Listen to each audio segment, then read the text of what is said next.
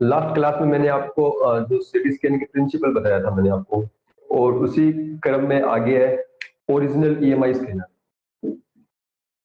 देखिए जो GN Hounsfield ने जो सबसे पहले जो सीटी स्कैन बनाया था उसका नाम था ओरिजिनल ईएमआई स्कैनर।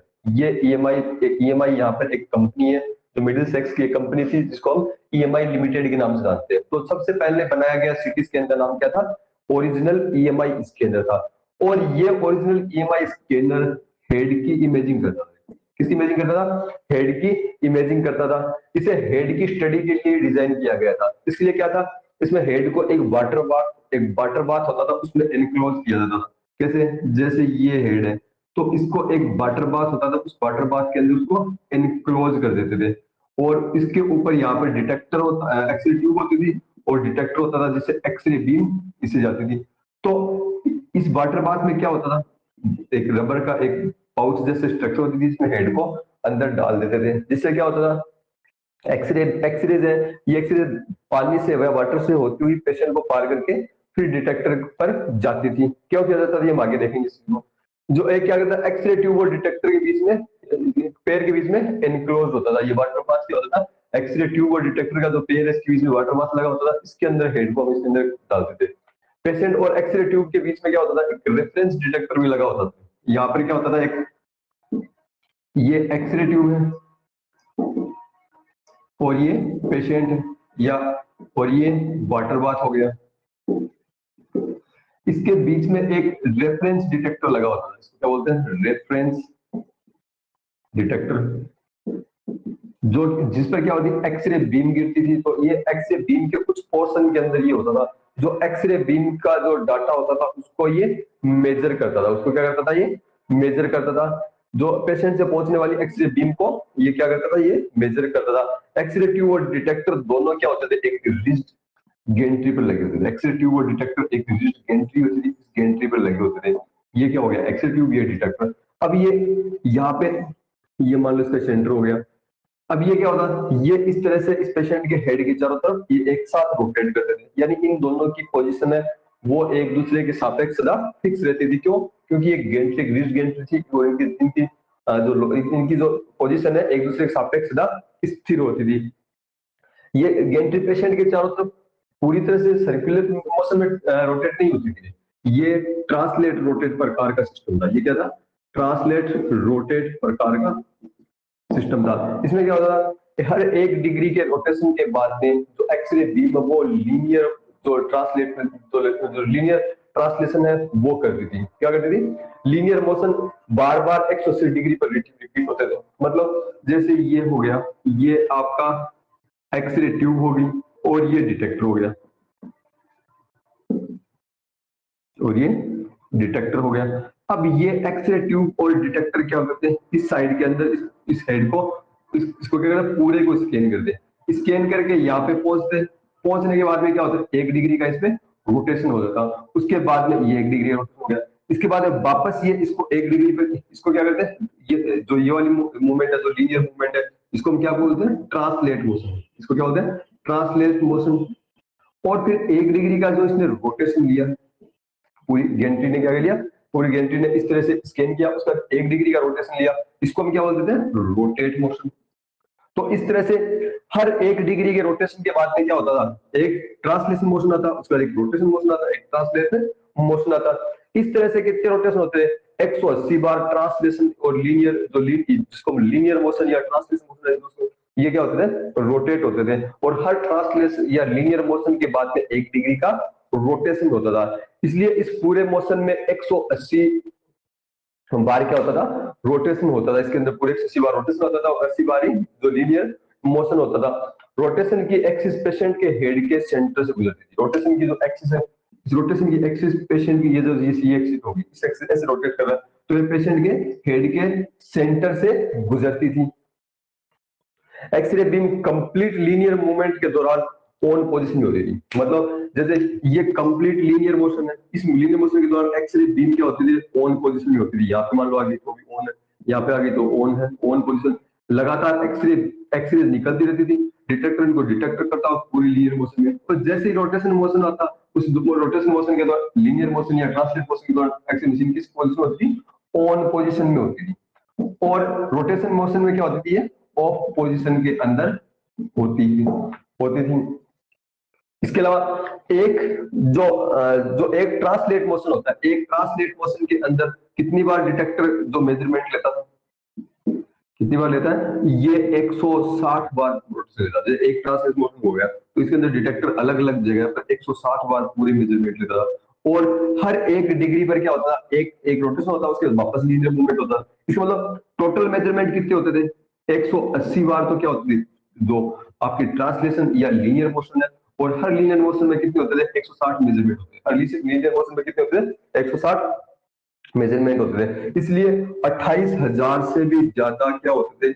मेजरमेंट एक स्कैन के दौरान लिए जाते थे। एक स्कैन के दौरान 28,000 से भी ज्यादा मेजरमेंट लिए जाते थे। इसके अलावा प्रत्येक जो मेजरमेंट होता है, प्रत्येक मेजरमेंट में डिटेक्टर होता है, वो डिटेक्टर एक नहीं होता था, डिटेक्टर दो होते थे जो एक दूसरे के पास में लगे रहते थे। और एक साथ दो टोमोग्राफिक स्लाइस बनाई जाती थी। एक साथ क्या होती थी? दो टोमोग्राफिक स्लाइस बनती थी। यानी एक इस डिटेक्टर से बनेगी और दूसरी इस डिटेक्टर से बनेगी। यानी हम एक लीनियर मोशन में एक साथ दो डिटेक्टर डाटा ले रहे थे, दो अलग अलग स्लाइस है उनका डाटा लिया जाता और उससे इमेज रिकंस्ट्रक्ट होती, तो दो टोमोग्राफिक स्लाइस की इमेज उसके अंदर सेक्शन की आवश्यकता होती थी, इमेज के अंदर बनती थी। इसके अंदर टाइम बहुत ज्यादा था। 10 सेक्शन, अगर हम 10 सेक्शन लेते हैं, 10 सेक्शन 20 इमेज मान लो बनती है, तो 10 सेक्शन के लिए टोटल कितने मिनट चाहिए थे? 25 मिनट की स्कैनिंग टाइम था। यानी एक हेड की जो स्कैनिंग करना होता था उसके अंदर 25 मिनट तक इसके अंदर लग जाता था।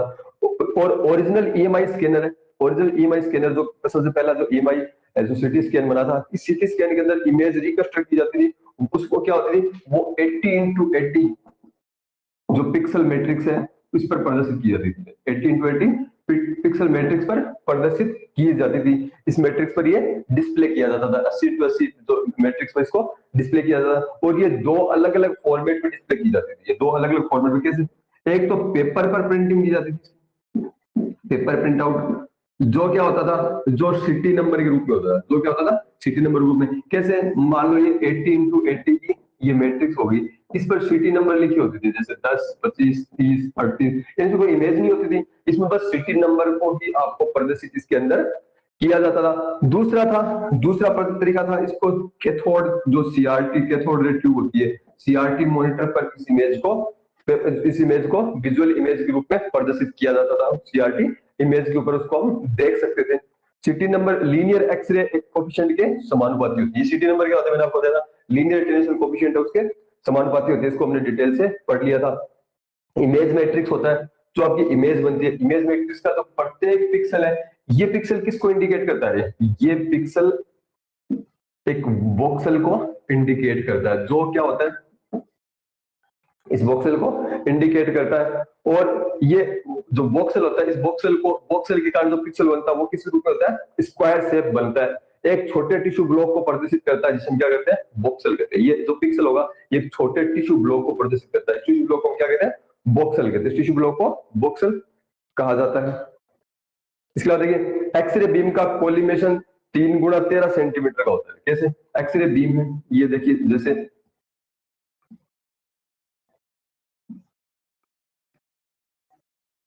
ये 13 मिलीमीटर और ये 3 मिलीमीटर, ये एक्सरे बीम है।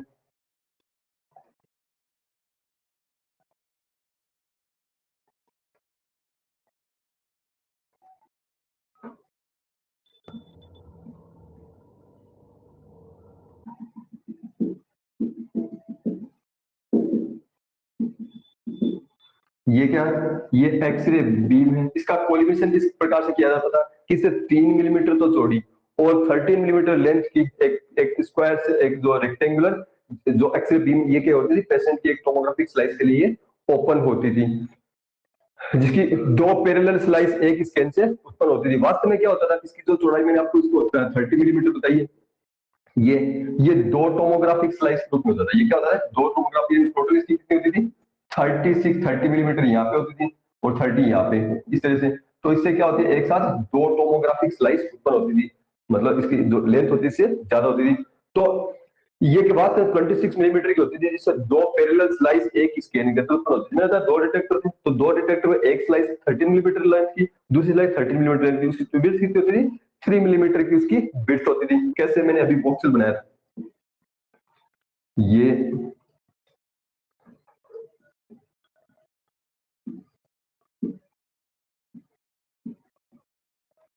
एक बॉक्स हो गया, तो इसकी ये 3 मिलीमीटर, ये 3 मिलीमीटर और ये 13 मिलीमीटर का ये होता था, इस तरीके से ये होता था। और दो होता है, दो के लिए कैसे करोगे, ये दो के लिए हो गया, मान लो इसको अगर हम 3 मिलीमीटर मान लेते हैं,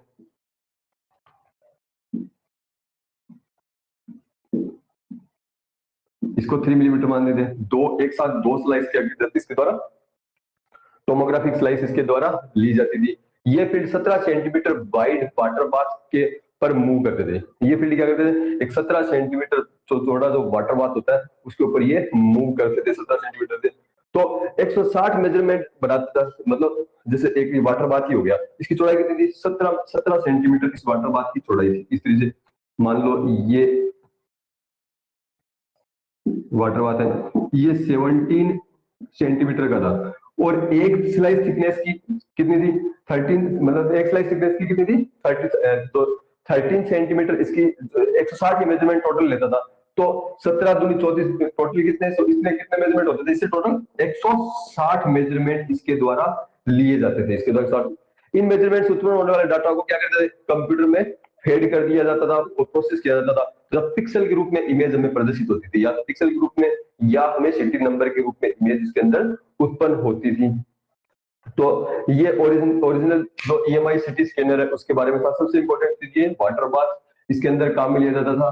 और एक और चीज इंपॉर्टेंट चीज में ये है कि वाटर को क्यों काम में लिया जाता था, क्योंकि उस समय जो इमेज रिकंस्ट्रक्शन के दौरान जो लीनियर अटेन्यूएशन कोएफिशिएंट को मेजरमेंट करने के लिए ज्यादा कोई कैलकुलेशन, मतलब ज्यादा कोई कंप्यूटर वाला प्रोसेस इतना ज्यादा अवेलेबल नहीं था, इसलिए उस करेक्शन को दूर करने के लिए क्या किया जाता था, इसके अंदर वाटर का उपयोग किया जाता था। इसके अंदर अगर यहाँ पे वाटर बाथ नहीं होता तो क्या होता है, यहाँ पे एयर होती, और एयर के कारण जो लीनियर अटेन्यूएशन कोएफिशिएंट में जो डिफरेंस उत्पन्न हो जाता, उस डिफरेंस को करेक्ट करने के लिए, उसको कंपेंसेट करने के लिए क्या किया जाता था, वो जो कंप्यूटर की जो कंप्यूटिंग पावर थी उसको डिफिकल्ट बना देती थी। इसके लिए क्या किया जाता है, यहाँ पे वाटर बाथ का उपयोग किया जाता था। एक और चीज, जो ओरिजिनल ईएमआई सीटी स्कैनर था उसमें जो एक्सरे ट्यूब थी, उस एक्सरे ट्यूब के बारे में भी कुछ पूछ लेते हैं। जैसे ये ऑयल कूल्ड, ये क्या थी, oil cooled stationary anode x-ray tube होती थी, ठीक है, स्टेशनरी एनोड एक्सरे ट्यूब हुआ करती थी, तो किसके द्वारा कूल्ड होती थी, ऑयल कूल्ड होती थी, ये ऑयल के द्वारा कूल्ड की जाती थी इसको। इसका जो मिनिमम फोकल स्पॉट था वो 2.25 इंटू 12 मिलीमीटर का काम मिल जाता है। इसका फोकल स्पॉट 2.25 इंटू 12 मिलीमीटर का इसका फोकल स्पॉट था, तथा ट्यूब 120 केवीपी और 33 एमएएस पर कार्य करती थी। ये क्या करती है, 120 केवीपी और 133 मिली एम्पियर पर इस काम करती थी। इसकी टेक्निक 33 मिली एम्पियर हुआ करती थी। एक्सरे बीम को बहुत ही हेवीली फिल्टर किया जाता था, इसको 6 mm एल्यूमिनियम के फिल्टर से फिल्टर किया जाता था, या अगर हम इसको कॉपर इसका इक्विवेलेंट देखें तो 0.22 मिलीमीटर कॉपर के फिल्टर के द्वारा इसको फिल्टर किया जाता था, बहुत ही हेवीली फिल्टर हुआ करती थी। और फिल्टर से 180 बीम एक्सरे बीम की डिटेक्टर तक पहुंचते इसकी जो मीन एनर्जी होती थी, मीन एनर्जी कितनी होती थी 70 केवीपी होती थी। जो डिटेक्टर है जो पेशेंट के और इस बीच लगा होता है, यहाँ पे पहुंचते समय इसकी जो मीन एनर्जी कितनी होती थी 70 केवीपी इसकी मीन एनर्जी होती थी। तो और इसको स्लिट जो एक्सरे बीम है, इस एक्सरे बीम को कोलिमेट करने के लिए स्लिट टाइप जो कोलिमेटर है वो काम में लिए जाते थे। सिंक्लेशन जैसे डिटेक्टर है, डिटेक्टर के अंदर जो सिंक्लेशन जो क्रिस्टल काम में लिया जाता था, वो सिंक्लेशन क्रिस्टल क्या होता था, सोडियम आयोडाइड सिंक्लेशन क्रिस्टल इसके अंदर काम में लिए जाते हैं। और इसका एक कपल के रूप में पेयर लिया जाता था, दो डिटेक्टर हो गए, दो अलग अलग टोमोग्राफिक स्लाइस के लिए दो अलग अलग इमेज इसके अंदर ली जाती है।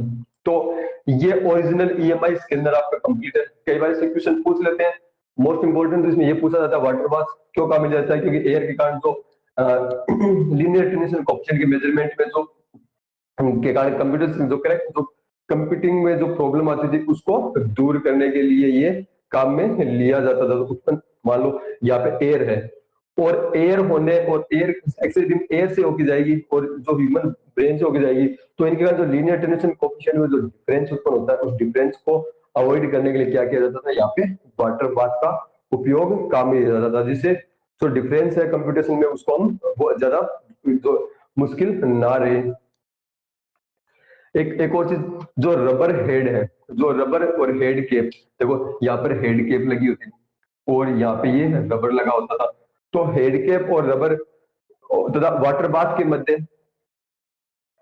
एक स्लिप रिंग लगी होती थी, जिससे क्या होता था, वो जो वाटर बाथ है वो, ये जैसे ये वाटर बाथ है, ये इस गेंट्री से अटैच्ड होता था, और हेड के चारों तरफ क्या होती थी, हम एक हेड केप लगा देते थे, और इसके बीच में क्या होता है, यहाँ पे एक जो स्लिप रिंग लगी होती थी, जिसके कारण क्या होता है, ये पूरी गेंट्री एकदम से सेपरेटली हेड से अलग क्या होता है, स्वतंत्र रूप से हेड के चारों ओर रोटेट करती थी। तो स्लिप, यहाँ पे रोटेशन के लिए स्लिप रिंग टेक्नोलॉजी का उपयोग किया गया था। तो ये चैप्टर आज का कंप्लीट है।